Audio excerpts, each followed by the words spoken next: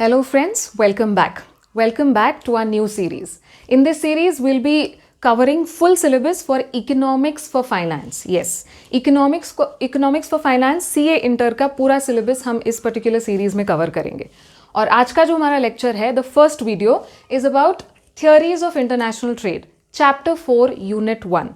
हम लोग fourth chapter पहले कवर करेंगे, उसके बाद first second and third chapters की तरफ हम जाएंगे.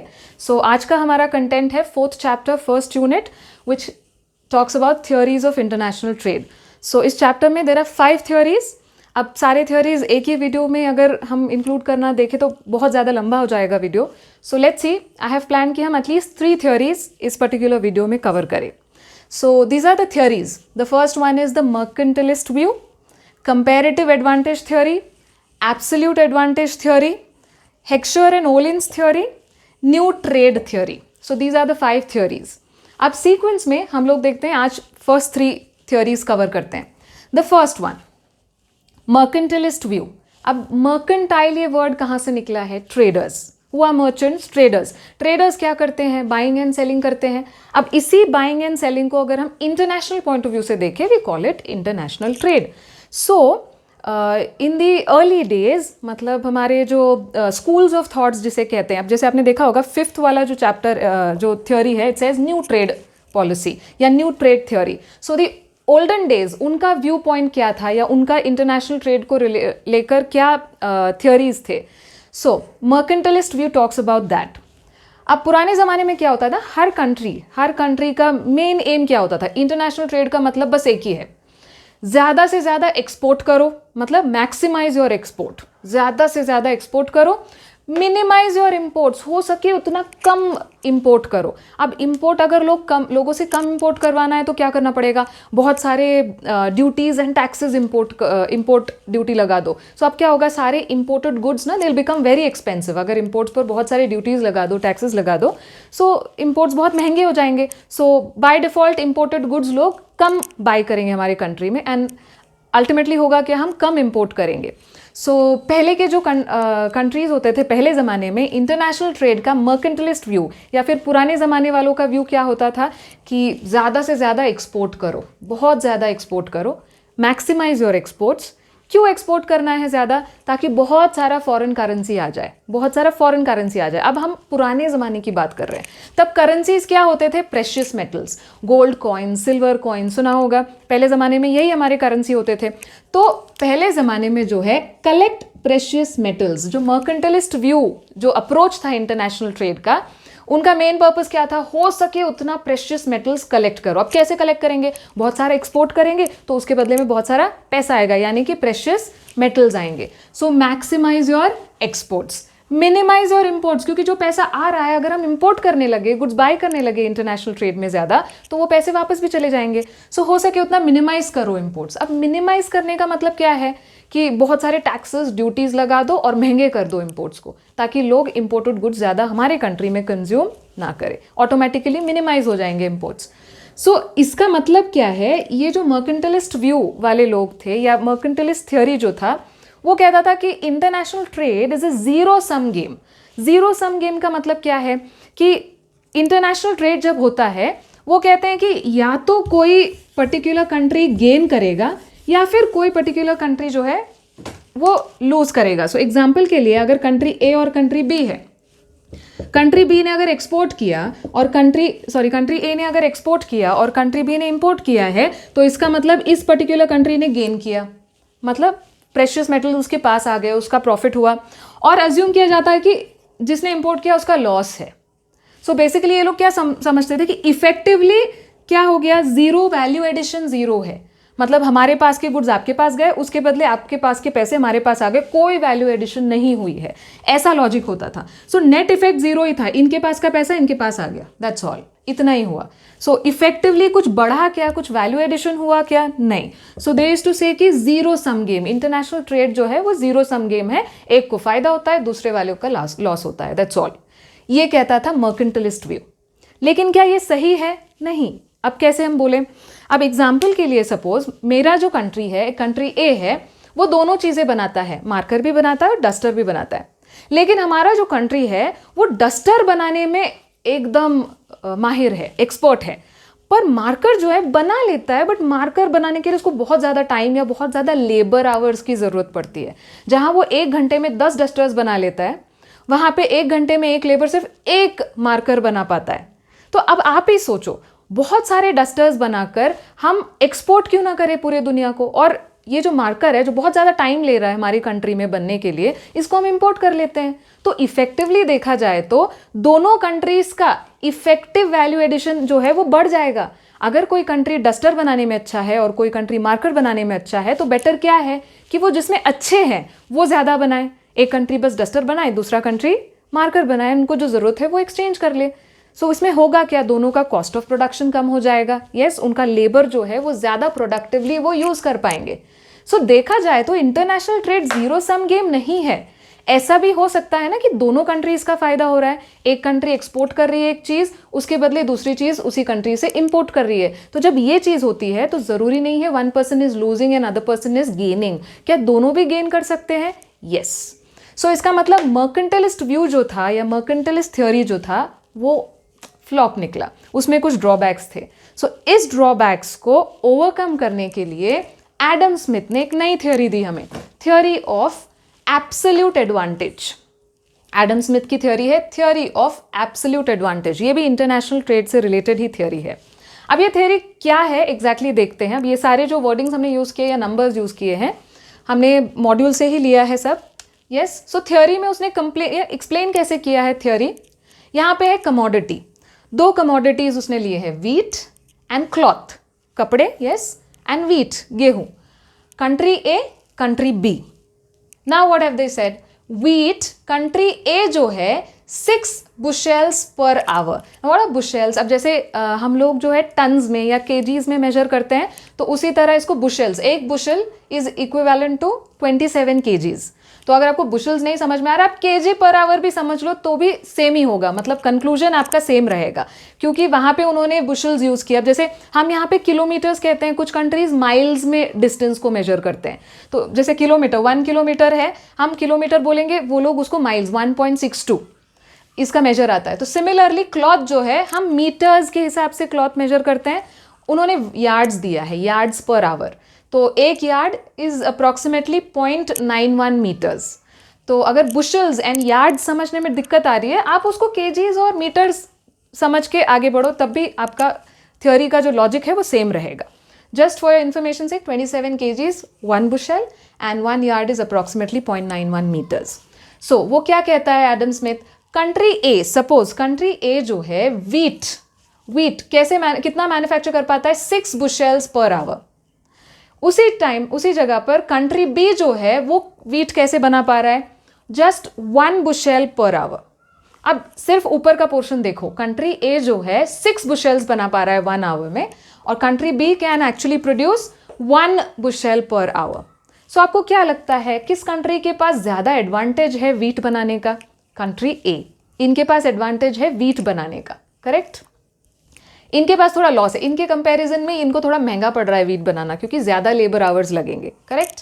अब चलते हैं दूसरे कमोडिटी पे। दूसरा कमोडिटी क्या है? क्लॉथ।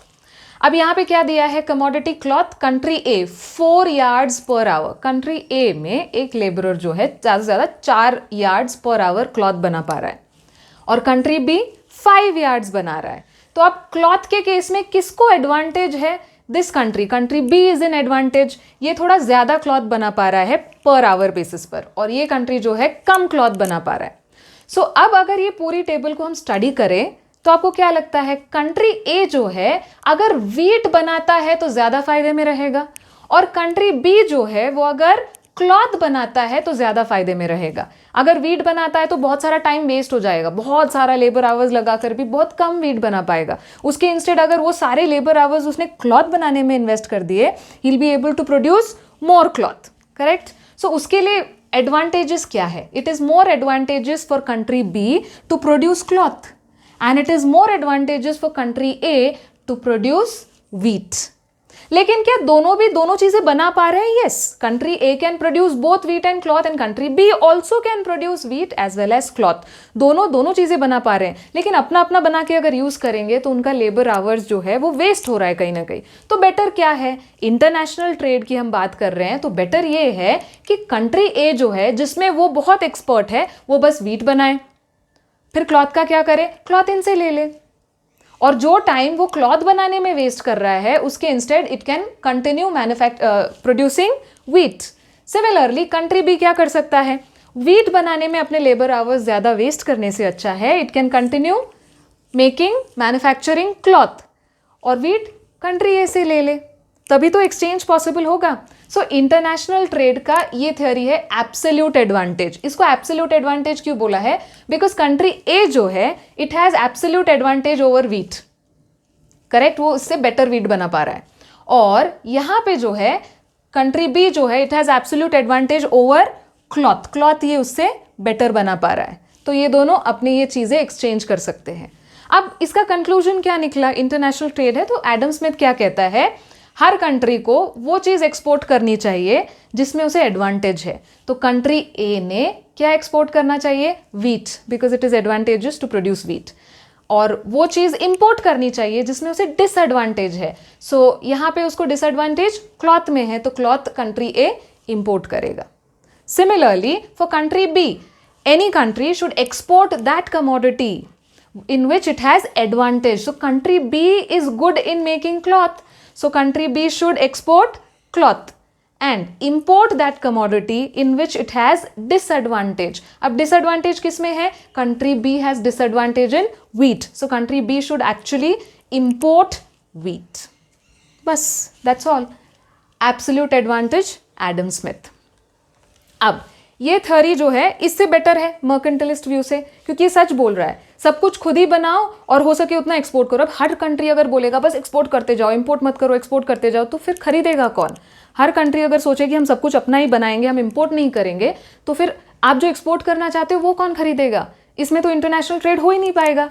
इसीलिए ये पर्टिकुलर थ्योरी उससे थोड़ा बेटर था, एडम स्मिथ का थोड़ा ज्यादा लॉजिकल था। लेकिन फिर लोगों ने ऑब्जर्व किया कि ये मर्केंटलिस्ट व्यू से तो बेटर है, बट एक प्रॉब्लम है।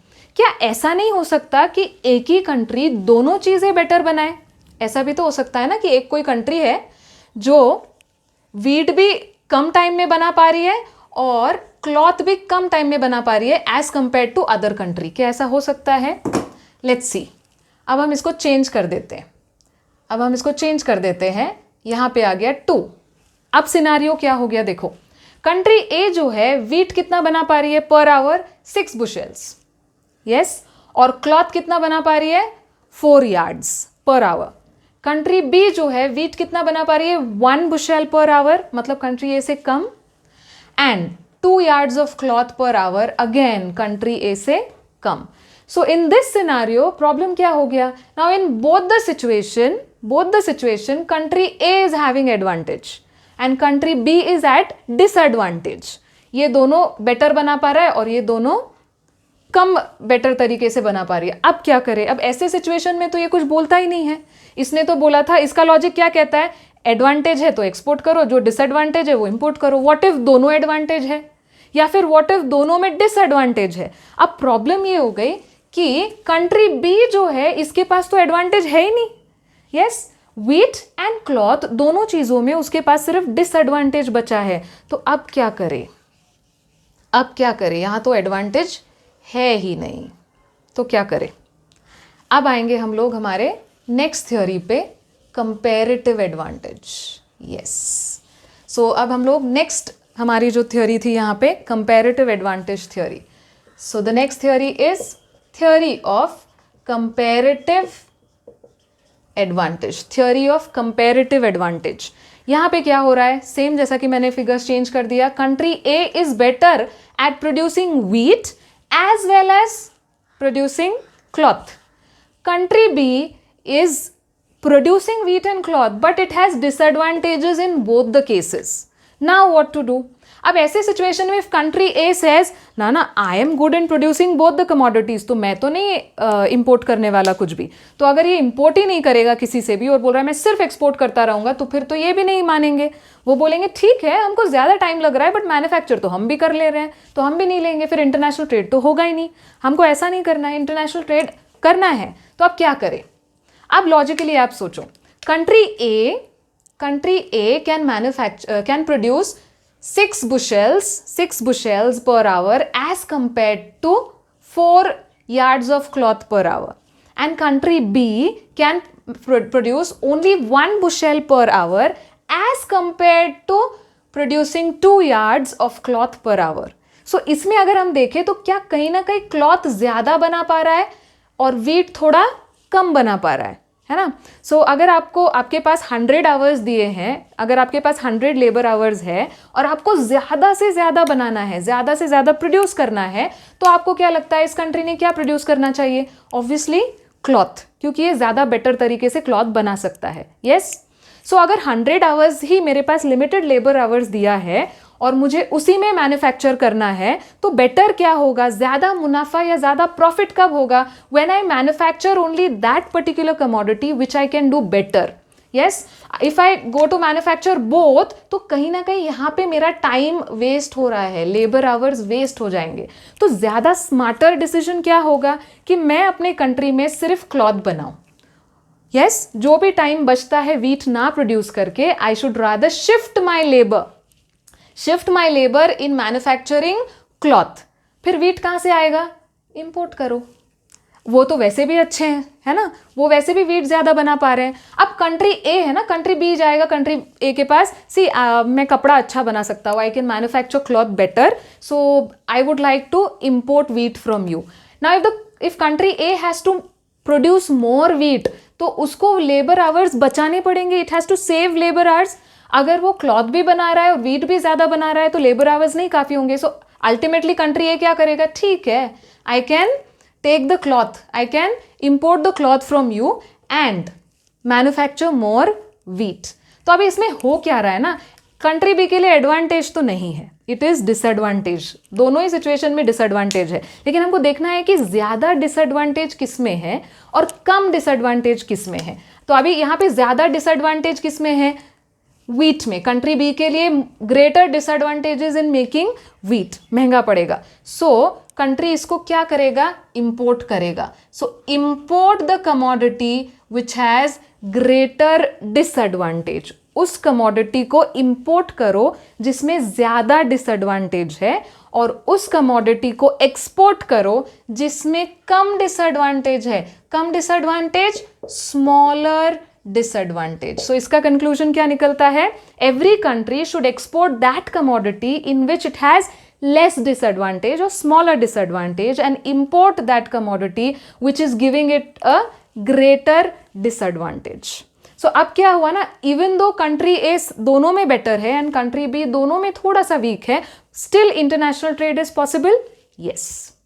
और ये जो comparative advantage theory, जैसे हम देखा absolute advantage theory was by Adam Smith, this was given by David Ricardo. So as we saw, there was some limitations with mercantilist view. पहला theory में क्या problem था? और सिर्फ एक्सपोर्ट करते जाओ, इंपोर्ट नहीं करना है, एक्सपोर्ट, कोई इंपोर्ट भी तो करना चाहिए, otherwise international trade not possible. And it's import and export is not just about collecting precious metals, no, it is not a zero sum game. International trade में विन विन सिचुएशंस होने चाहिए। So this theory had some limitations. उस limitations को overcome करने के लिए हमने देखा absolute advantage theory by Adam Smith. लेकिन उसमें क्या था, सिचुएशन ऐसा था कि two countries they are better in one commodity, not so good in other commodity, so they will accordingly international trade will take place between them. फिर आया situation जहाँ पे what if one country is at advantage for both the goods and one country is at disadvantage for both the goods, then is international trade possible? Answer is yes. Yes, the countries will export those commodities in which it has smaller disadvantage or less disadvantage and import those commodities in which it has greater disadvantage. So David Ricardo's theory, इसमें absolute advantage theory का एक जो limitation था वो हमने overcome किया। लेकिन economist हैं, बहुत सारे इकोनॉमिस्ट हैं, यस, सो दूसरों के काम में लिमिटेशंस तो ढूंढते ही है।